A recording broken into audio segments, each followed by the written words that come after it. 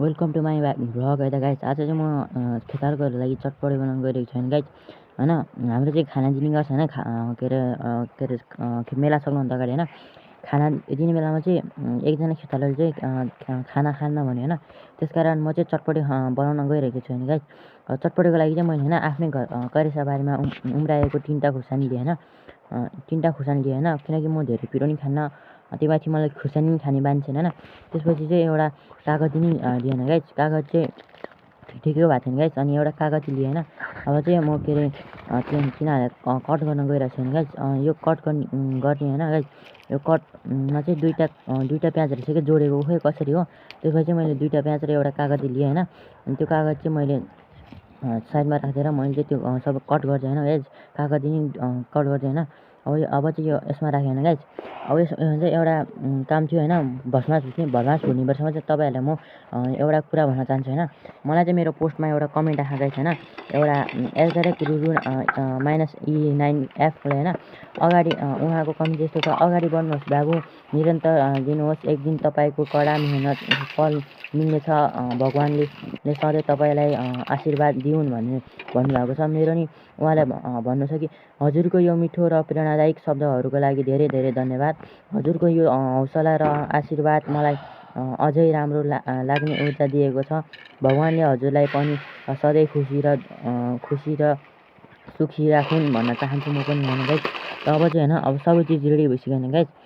त्यहाँ अब फेरि म भन्न चाहन्छु @ruru -e9f लाई म धेरै धेरै धन्यवाद भन्न चाहन्छु एकचोटि फेरि हैन। त अब चाहिँ मैले हैन सबै चिज गरिसकेँ हैन गाइस। अब मसला हालेँ हैन गाइस। त्यसपछि चाहिँ मैले अब त्यो प्याज नै हालेँ हैन। अब चाहिँ यिनीहरूलाई मिक्स गर्ने पाला हैन गाइस। हैन अब चाहिँ मेरो हैन क्यामेरा एङ्गल बिग्रेकोमा तपाईँहरूलाई माफी गर्न चाहन्छु हैन। अब चाहिँ मैले यो सबलाई हैन मिक्स गर्नुमा अलिकति नुन हालेँ हैन। त्यसपछि चाहिँ हगिकै त्यही भटमास हाल्न थालेँ हैन गाइस। भटमास चाहिँ अलि डढेको भएर म अलि माफी माग्न चाहन्छु हैन गाइस। अब भटमास चाहिँ डढे नि केही छैन हैन। अब चाहिँ यिनीहरूले मिक्स गर्ने टर्न आयो हैन गाइस। अब मैले चाहिँ यसलाई एकदम राम्रोसँग मिक्स गरेँ हैन, घुमाएँ हैन। त्यसपछि चाहिँ हैन अलिकति अझै घुमाएँ हैन। त्यसपछि चाहिँ मैले हैन त्यो अघि काटेको कागती चाहिँ हाल्न थालेँ हैन गाइस। कागती चाहिँ निचारी हाल्न थालेँ हैन गाइस।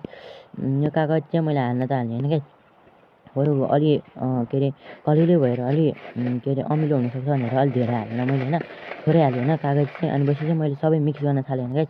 त्यसपछि चाहिँ हैन अलिकति चाखौँ भनेर हैन झिकेको हैन। पछि चाहिँ हैन अलिकति चाखेँ हैन गाइस मैले चाहिँ हैन। त्यसपछि हैन यस्तो खाएको त हैन गाइस, एकदम मिठो लाग्यो क्या हैन। किनकि मेरो फर्स्ट टाइम हो, फर्स्ट टाइममै यतिको मिठो हुँदा चाहिँ मलाई राम्रो लागेन गाइस। त्यसपछि चाहिँ हैन अब हैन त्यसलाई चाहिँ अब छोपेर साइडमा राखेर चाहिँ अब चाहिँ हैन गाइस हामी चाहिँ खेतालालाई कुर्छौँ हैन। खेताला नआएसम्म चाहिँ यति खान मिल्दैन हैन। त्यसपछि हेर्न सक्नुहुन्छ गाइस हैन, अब चाहिँ खेताला आइसकेको छ हैन, त्यहाँ के गर्नु भइरहेको छ हैन। त्यसपछि चाहिँ म पनि हैन खाना खानतिर लागेँ हैन। हाम्रो चाहिँ केसको मासु, राँगाको केसको मासु, भैँसीको मासु थियो हैन। त्यसपछि चाहिँ मैले चाहिँ हैन त्यो छोडेर चटपटे खानतिर लागेँ हैन।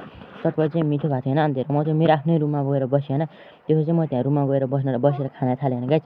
त्यसपछि चाहिँ हैन गाइस मेरो भिडियो चाहिँ धेरै लामो भइसकेको छ। त मेरो भिडियोलाई लाइक, सब्सक्राइब, कमेन्ट गरिदिनु भन्न चाहन्छु है त गाइस। लाइक, सब्सक्राइब, कमेन्ट गरिदिनु भन्न चाहन्छु है त गाइस। By by.